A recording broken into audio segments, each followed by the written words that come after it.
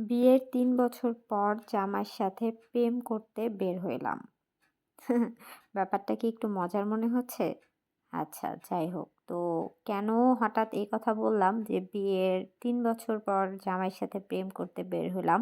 এটা যদি আপনাদের জানতে হয় অবশ্যই কিন্তু আমার পুরো ভিডিওটা দেখতে হবে। তো যাই হোক, আমি জান্নাতুল ফেরদৌস সাউদিয়া জান্নাতুল ডেইলি ব্লগ পেজ থেকে চলে আসলাম একটা নতুন ডেইলি ব্লগ, মিনি ব্লগ যাই বলেন না কেন, একটা ব্লগ নিয়ে। তো আমার জামাইয়ের সাথে আমি ৩ বছর পর প্রেম করতে কেন বের হইলাম, এটাই আজকে আপনাদের পুরো ঘটনাটা আমি ডিটেইলসে বলব। তার আগে এই দেখেন গোলাপ ফুলগুলো দারুণ না? অনেক বেশি কিন্তু সুন্দর মাশাআল্লাহ। এটা আসলে বলার কারণ হচ্ছে আমি এবং আমার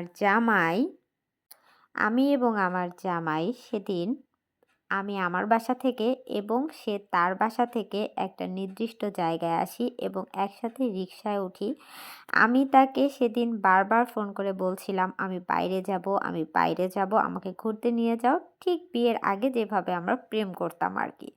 তো এরকম একটা সিচুয়েশনে আমাদের ২ জনেরই খুব একটা ফিল হচ্ছিল যে আমরা বারবার ২ জনকে ফোন কল করেও আমাকে একটা নির্দিষ্ট জায়গায় আসতে বলছিল এবং আমিও এসে একটা নির্দিষ্ট জায়গায় তাকে রিকশায় উঠায় নেই।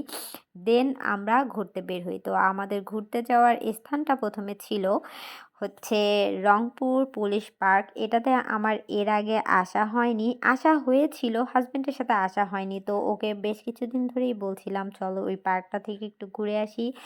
দেন এখানে ঘোরার পরে আমরা কিছু খাওয়া-দাওয়াও করি। তো এখানে বাচ্চাদের এবং যেহেতু এটা শুক্রবার ছিল, আর শুক্রবারে কিন্তু প্রচুর পরিমাণে ভিড় হয়। আর এই যে এখানে দেখছেন একটা মাচান করা ঘর, এখানে কিন্তু লেখা আছে ২৫ জনের বেশি ওঠা যাবে না। তো আমি উঠেই কেন জানি গণা শুরু করে দিয়েছিলাম যে আসলে এখানে ২৫ জন আছে না ২৫ জনের বেশি। আর তারপর সবচেয়ে মজার এবং ইন্টারেস্টিং এবং সুন্দর একটা ভিউ হচ্ছে এখানে।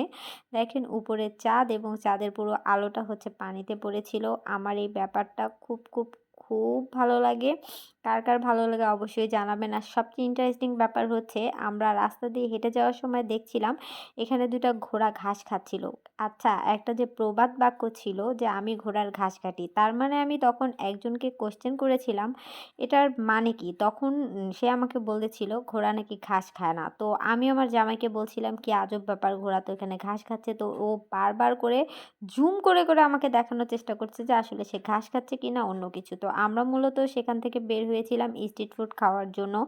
এখানে অনেক ধরনের মজাদার স্ট্রিট ফুড ছিল। তার মধ্যে ছিল কাঁকড়া, কোরাল মাছ, তারপর রূপচাঁদা মাছ, চিংড়ি ফ্রাই, তারপর চিকেন ফ্রাই। এগুলো দেখে এগুলো মানে খাওয়ার আগে আমি খুব আগ্রহ নিয়ে এসেছিলাম যে এগুলোর প্রত্যেকটা একটা করে টেস্ট করে দেখব। কিন্তু মানে সবচেয়ে মজার বিষয় হচ্ছে আমার এখান থেকে আর কোনটাই খাওয়া আর হয়নি। তো জামাইকে বললাম আমাকে বাইরে কোথাও নিয়ে যাও। আর বাইরে কোথাও নিয়ে যাও মানে আমি দামি কোনো রেস্টুরেন্টে যেতে চেয়েছিলাম। আর তারপর তো আমার জামাইয়ের আপনারা চেহারার অবস্থা দেখতেই পাচ্ছিলেন। তো যাই হোক, পরবর্তীতে জামাইকে জোর-জবরদস্তি করে নর্থ ভিউ এ নিয়ে যাওয়া হয়। আর নর্থ ভিউ এ নিয়ে যেয়ে আমি খুব কনফিউজড ১ম এ হয়েছিলাম যে আসলে কি খাওয়া যায়। তো পরে অনেক চিন্তা ভাবনা করলাম জামাইকে যেহেতু জোর করে নিয়ে এসেছি আমাকে তো কিছু না কিছু একটা খাইতেই হবে। তো মেনু দেখে অনেক চিন্তা-ভাবনা করলে থাই স্যুপটাই অর্ডার দিলাম। আর থাই স্যুপটা আমার স বচ মানে সচরাচর সবসময় খুব পছন্দ। তো আমি ভাবলাম আমার জামাই একটু ব্যস্ত থাকার কারণে আমি একটু ভিডিও ক্লিপ নিয়ে নিই। তো এখানে একটু ভিডিও ক্লিপ নিলাম যেহেতু আপনাদের সবার সাথে শেয়ার না করলে আমার মোটেও ভালো লাগে না এবং খাবারটা আমার হজমও হয় না। তো এটাই ছিল আজকে আমার প্রেম করার মূল বিষয়। তো আপনাদের সবার ভিডিওটা কেমন লেগেছে অবশ্যই কিন্তু আমাকে কমেন্ট করে জানাবেন। আর কারা এরকম বিয়ের পরে এখনও জামাইয়ের সাথে প্রেম করতে বের হন সেটাও কিন্তু জানাবেন। আমার কাছে কিন্তু সেদিনের দিনটা অনেক বেশি আনন্দ এবং মজাদার ছিল।